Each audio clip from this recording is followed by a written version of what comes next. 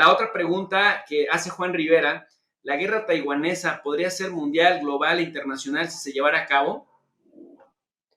Probablemente esté escenificada en el entorno regional, es decir, en el este de Asia, pero que sí pueda tener efectos de carácter internacional o global. Es decir, sobre todo, por ejemplo, en relación, eso interrumpiría, miren, vamos a ponerles muchos ejemplos. Puede interrumpir las cadenas de distribución y comercialización de muchos productos globales, principalmente de carácter electrónico, de la cual, pues, de ahí es quizás como el núcleo o uno de los nodos centrales para la distribución de tecnología, no solamente de producción china o taiwanesa, sino también estadounidense o europea. Por ejemplo, como en el caso de la marca Apple. La marca Apple pues depende en buena medida de esas cadenas globales que están centralizadas en el este de Asia.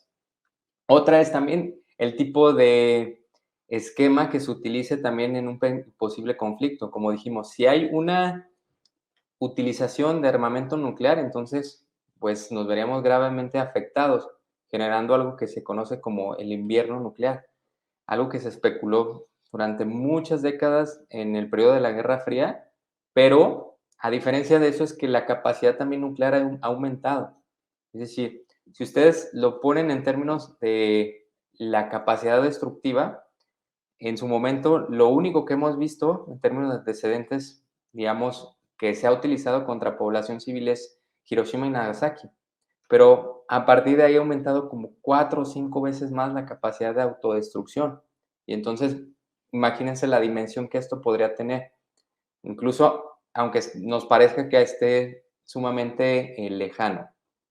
En términos también de esas situaciones que probablemente no solamente intervenga pues los actores taiwaneses o chinos, sino que probablemente podamos ver intervenciones de otros actores.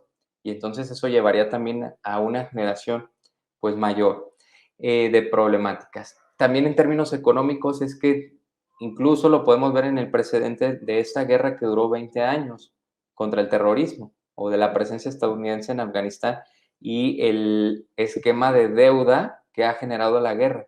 Es decir, normalmente las guerras generan mucho más cargas en términos fiscales y económicas para las sociedades que las respuestas, principalmente para las sociedades contemporáneas o las sociedades modernas. Porque también había en el pasado una idea que las guerras servían para enriquecer y para conquista.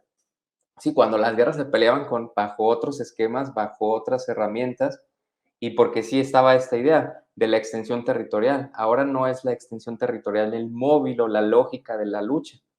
Entonces, también veríamos una afectación a la de por sí ya golpeada economía mundial. Entonces, eso llevaría, no sé si a un cataclismo aún mayor en términos económicos. Entonces, en esos 4 ámbitos que son ahí muy evidentes, podríamos tener esa, digamos, repercusión de carácter global. Muy buena pregunta, por cierto. Sí, la otra pregunta es si vale la pena tanta muerte con las represalias que tendría China si llega al punto de no retorno con Taiwán. Es muy interesante. Por ejemplo, si lo pensamos desde el término social, la respuesta rotunda sería no. Ninguna batalla, ninguna lucha vale realmente pues que la gente perezca o muera.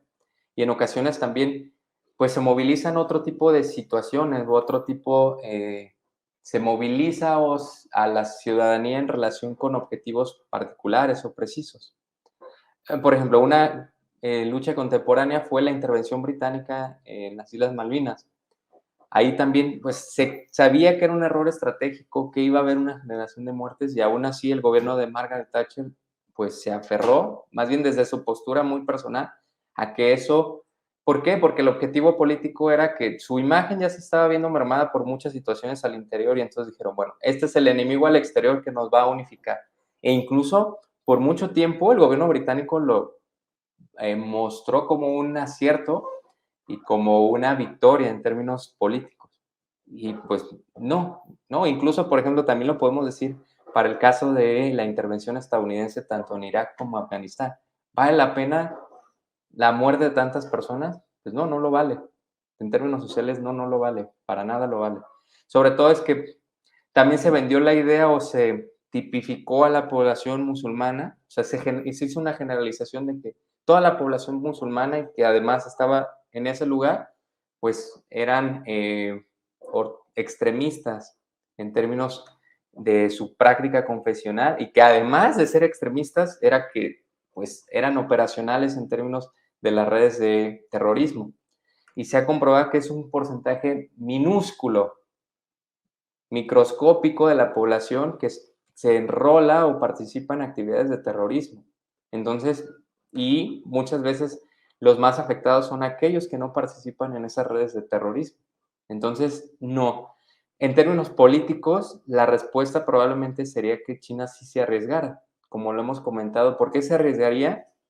Pues porque lo considera una parte integral, porque también esa es una de las lógicas que apela en términos de legitimidad al gobierno chino, que es el garante y el protector de la soberanía integral de la República Popular de China. Entonces, al otros pilares de esa legitimidad no estar tan sólidos, entonces apunta al que probablemente está más sólido y que pueda fortalecer. Entonces, probablemente en términos políticos se arriesgaría a eso, sí. En términos estratégicos, pensaría, probablemente. Digamos que ahí la respuesta ni es ni sí ni no, lo dejaremos en un punto intermedio. Sí, la pregunta es compleja, muy compleja.